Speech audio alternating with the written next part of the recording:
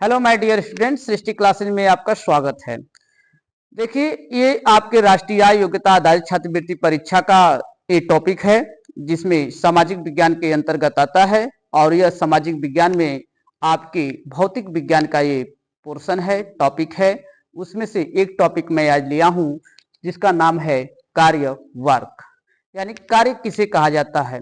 कार्य जब किसी वस्तु पर बल लगाते हैं तो वह वस्तु बल की दिशा में विस्थापित हो जाती है, उसे कार्य कहते हैं। उसे क्या कहते हैं? कार्य कहते हैं। उसे हम कैपिटल डब्ल्यू से प्रदर्शित करते हैं। चाहे आप कह सकते हैं किसी बल या विस्थापन के गुणनफल को हम कहते हैं कार्य। बल और विस्थापन के गुणनफल को क्या कहते हैं? कार्य कहते हैं। तो इसमें आपको परिभाषा दिया गया है और आपको मात्रक याद रखने हैं। सबसे अधिक आपको परीक्षा में मात्रक ही पूछा जाता है, यूनिट पूछा जाता है कि कार्य का यूनिट क्या होता है, सीजीएस पद्धति में क्या होता है, एसआई पद्धति में क्या होता है, 1 जूल बराबर कितना अर्ग होता है, 1 जूल बराबर 10 की पावर 7 अर्ग होता है। ये आपको एकदम इंपॉर्टेंट की तरह आपको याद रखने हैं। आप भूल भी जाते हैं तो मैं यहाँ पर आपको बता दूंगा किस प्रकार से निकाले जाते हैं। देखिए, यह कार्य है। कहा जाता है कि कार्य किसे कहते हैं? किसी वस्तु पर बल लगाने पर वस्तु बल की दिशा में विस्थापित हो जाती है, उसे कार्य कहते हैं। कार्य को कैपिटल डब्ल्यू से प्रदर्शित करते हैं। कार्य को किससे प्रदर्शित करते हैं? कैपिटल डब्ल्यू से प्रदर्शित करते हैं। या कहा जाता है किसी वस्तु पर लगाए गए बल तथा बल की दिशा में विस्थापन के गुणनफल को कार्य कहते हैं। तो कार्य बराबर होता है बल गुणे विस्थापन। कार्य बराबर क्या होता है? बल गुणे विस्थापन होता है। ये एकदम आपको ध्यान देना है। कार्य बराबर क्या होता है? बल गुणे विस्थापन होता है। फिर इसी को कह दिया गया है किसी वस्तु पर हम कैपिटल एफ बल लगाने पर यस दूरी विस्थापित हो जाती है, तब उस पिंड पर कुल किया गया कार्य क्या होगा? तो डब्ल्यू बराबर एफ इंटू यस होता है। डब्ल्यू बराबर कितना हो जाएगा? एफ इंटू यस होता है। जब कोई भी पिंड है, जब उस पर हम बल लगाते हैं तो वह पिंड क्या करेगी? बल की दिशा में विस्थापित होती हुई चली जाती है, तो उसे ही कहा जाता है कार्य। अब बात करेंगे हम कि कार्य का मात्रक क्या होता है। कार्य का मात्रक क्या होता है? कार्य का मात्रक देखिए, आपको कार्य का मात्रक यहां से हो जाएगा। एक तो एसआई पद्धति में कार्य का मात्रक जूल या न्यूटन मीटर होता है। न्यूटन मीटर होता है, तो जूल या न्यूटन मीटर होता है। अब इसी का आपको सीजीएस पद्धति में इसका मात्रक होता है अर्ग। इसका सीजीएस पद्धति में मात्रक क्या होता है? अर्ग होता है। अब यह अर्ग हो गया, तो आपको ज्ञात करना है कि 1 जूल बराबर कितना अर्ग होता है। 1 जूल बराबर आपको ज्ञात करना है कि कितना अर्ग होता है।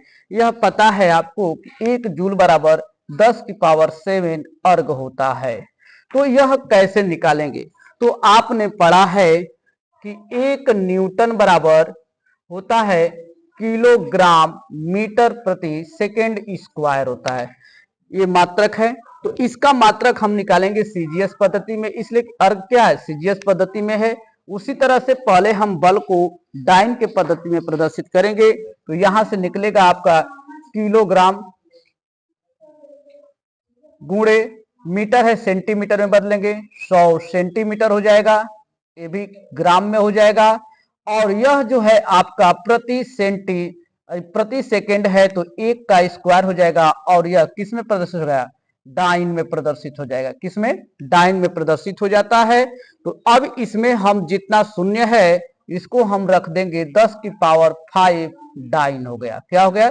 10 की पावर 5 डाइन। 1 न्यूटन बराबर कितना हो गया? 10 की पावर 5 डाइन हो गया। तो आपने यहां पर सूत्र निकाला है कि न्यूटन मीटर निकाले हैं, तो आपने W बराबर यानी कि 1 जूल बराबर अब निकालेंगे। 1 जूल बराबर आपको निकालना है 10 की पावर 7 अर्ग निकालना है। कि कैसे आया? अब यहां पर 1 न्यूटन मैंने निकाल लिया। अब यहां पर 1 जूल बराबर 10 की पावर 7 अर्ग निकालना है। तो आपने सूत्र पढ़ा है कि 1 जूल बराबर सूत्र होता है न्यूटन मीटर। क्या होता है? न्यूटन मीटर होता है। अब न्यूटन के बराबर आपने निकाला है 10 की पावर 5 निकाला, गुणे 1 मीटर बराबर कितना होता है 100 सेंटीमीटर होता है। तो हो गया। अब इसको हम रखेंगे तो यह हो जाएगा 10 की पावर 5 इंटू 10 की पावर 2 हो जाएगा। तो यह 10 की पावर कितना गया 7। यह अर्ग के रूप में हो जाएगा। किसके रूप में हो जाएगा? अर्ग के रूप में हो जाता है। तो यह अर्ग हो गया, यानी कि 1 जूल बराबर कितना अर्ग हो गया 10 की पावर 7 अर्ग हो गया। इसी तरह से इसका ये प्रूफ किया जाता है, निकाला जाता है इसका मान। तो आपको ध्यान में रखना है, अगर डायरेक्ट निकालेंगे तो इसको डायरेक्ट निकालने के लिए नियम है। तो अब यहां से निकालना रहेगा कि आपका सूत्र यहां से बनाएंगे तो आपका हो जाएगा, यह एमकेएस पद्धति में हो जाएगा, किलोग्राम मीटर स्क्वायर प्रति सेकेंड स्क्वायर हो जाएगा। किलोग्राम मीटर प्रति सेकेंड स्क्वायर में रखेंगे तो यहां से निकलेगा तो किलोग्राम मीटर प्रति सेकेंड स्क्वायर इंटू मीटर हो जाएगा। तो अब इसका मान आपने निकाला है, यहाँ पर 10 की पावर 5 हो जाएगा इंटू इसका मान 10 की पावर 2 बराबर 10 की पावर 7 हो जाएगा। कितना निकल जाएगा? 10 की पावर 7 अर्ग हो जाएगा। तो यहां से डायरेक्ट भी आप निकाल सकते हैं। तो यहां से आपका हो गया 10 की पावर 7 अर्ग। 1 जूल बराबर कितना? 10 की पावर 7 अर्ग। अब 1 न्यूटन बराबर कितना होता है? 10 की पावर 5 टाइन होता है। आपने कार्य पढ़ा कि W बराबर एफ इंटू यस होता है। सीजीएस पद्धति में जूल या न्यूटन मीटर या सीजीएस पद्धति में अर्ग होता है। बहुत बहुत धन्यवाद।